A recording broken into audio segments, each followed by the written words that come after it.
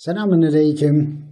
We're discussing the life of our Prophet Rasulullah sallallahu alaihi wasallam in order to improve our knowledge of how we are supposed to be as Muslims. The notable polytheists of Quraysh would attack our master, the Prophet, insult him, and they would even attempt to beat him when he was alone. They also would not hesitate to torture our Prophet's ashab. One day, the prominents of the Quraysh polytheists were sitting next to the Kaaba Sharif. Then they started to mention about our master, the Prophet, and said about him, "We have endured nothing more than the torch we have endured from him. He says that we are dissipated and affronts us and blackens our names, blames our religion, separates our community. After all, we are still patient and keeping silent." At that moment, Abu Bakr came to visit the Kaaba. He kissed the Hajar Aswad, that is the stone which our Prophet had touched and kissed, and he started to make the circumambulation of the Kaaba. While our Prophet was passing near the polytheists, they started to affront him with such scornful words. Our Master Rasulullah sallallahu alaihi wasallam became very sad because of these words, but he continued his circumambulation without saying anything. When it was the third time that our Prophet was passing near them, he stopped and he said, "O Quraysh, listen to me. I swear by Allah Ta'ala, who holds my nafs, I have been informed that you will be wretched." The polytheists became astonished and were in a quandary. They could not say even a word. Only Abu Jahl went to our Master Rasulullah sallallahu alaihi wasallam and started to beg by saying, "O Abu Qasim, you are a foreigner. Pay no attention to our rude behavior. Go on with your worship. You are not an ignorant person, so do not stay among us." Upon that, Muhammad alayhi wasallam left there. The next day, the polytheists had come together at the same place. They started to speak out against our master, the Prophet. At that moment, our master Rasulullah sallallahu alaihi wasallam came there. Polytheists suddenly attacked the beloved of Allah Ta'ala. Uqba bin Mu'ayt, who was one of the most unfortunate ones among them, held our Prophet's blessed neck. He strangled his blessed throat until our Prophet, Rasulullah sallallahu alaihi wasallam, was not able to breathe. At that moment, Hadrat Abu Bakr came there and dived into the crowd in order to protect our Prophet, Rasulullah sallallahu alaihi wasallam, by shouting, "Will you kill a man who says Allah is my Rabb? He brought verses for you from Rabb al-Alameen." Then the polytheists left Habibullah and attacked on Abu Bakr Siddiq. They were punching him, kicking him on his blessed head. An unfortunate one among them, named Utbah bin Rabia, hit Hadrat Abu Bakr's blessed face with his shoes. Hadrat Abu Bakr was drenched in blood. He became unrecognizable. If the sons of Taim had not reached there and separated them, they would have been beaten and killed. The people from Abu Bakr's tribe took him away to his home in a sheet. He was exhausted and wretched. They immediately turned back to the Kaaba and said, "If Abu Bakr dies, we swear that we will finish Utbah off." Then they went to Abu Bakr. Hadrat Abu Bakr could not wake up for a long time.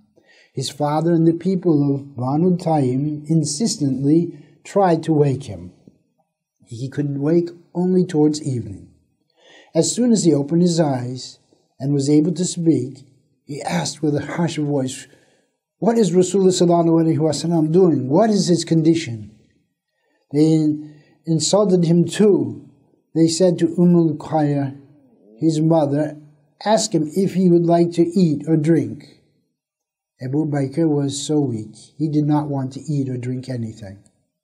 When the house became empty, his mother asked, "What would you eat or drink?" He opened his eyes and asked, "What is Rasulullah sallallahu alaihi wasallam's condition?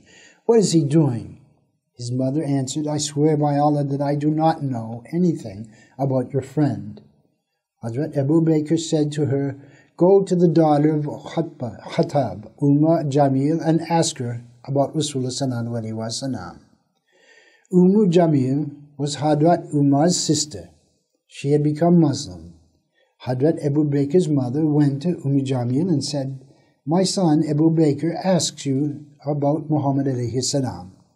What is his condition?"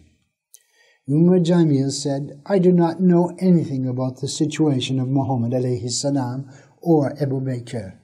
Shall we go together?" When Khayr said yes, they stood up and came to Hadrat Abu Bakr. When Jamil saw Hadrat Abu Bakr Siddiq with so many wounds, she could not stop from crying and said, "No doubt that the people who did this are ferocious and excessive. I wish it from Allah Ta'ala that they will face the punishment for their wrongdoing." Hadrat Abu Bakr asked Jamil, "What is Rasulullah doing? What is his condition?" Jamil said, "Your mother is here. She will say what has to be said." Hazrat Abu Bakr said, "No harm from her will touch you. She will not disclose your secret." Jamil said, "He is alive. His condition is good." He asked again, "Where is he now?" Jamil answered, "He is at the house of Arqam." Hazrat Abu Bakr said, "I swear by Allah that I will not eat or drink unless I see Rasulullah sallallahu alaihi wasallam." His mother said, "Now, wait for a while until everyone is asleep. When everyone has gone to sleep and the traffic is less in the streets, we will leave." Hazrat Abu Bakr, getting help from his mother and Jamil, slowly went to Rasulullah sallallahu alaihi wasallam. He kissed our Prophet alaihissalam. Our master, the Prophet, was saddened by the condition of Hazrat Abu Bakr. Hazrat Abu Bakr said, "O Rasulullah, may my parents be sacrificed for your sake. Other than that ferocious man having turned me into this condition, I have no other sorrow. This woman near me is the woman who brought me to the world, my mother Salma. I request you to invoke for her. It is hoped that Allah Ta'ala will save her life from the fire of hell. For your sake." Upon this, our beloved Prophet entreated to Allah Ta'ala for Salma's becoming Muslim. Our Master Rasulullah sallallahu alaihi wasallam's invocation had been accepted. Thus, Khayr too attained guidance and became Muslim. She attained the honor of becoming one of the early Muslims. The house of our Master, the Prophet, was between the house of Abu Lahab and Uqba bin Mu'ayt, two ferocious polytheists. They tried to torment our Prophet in every opportunity.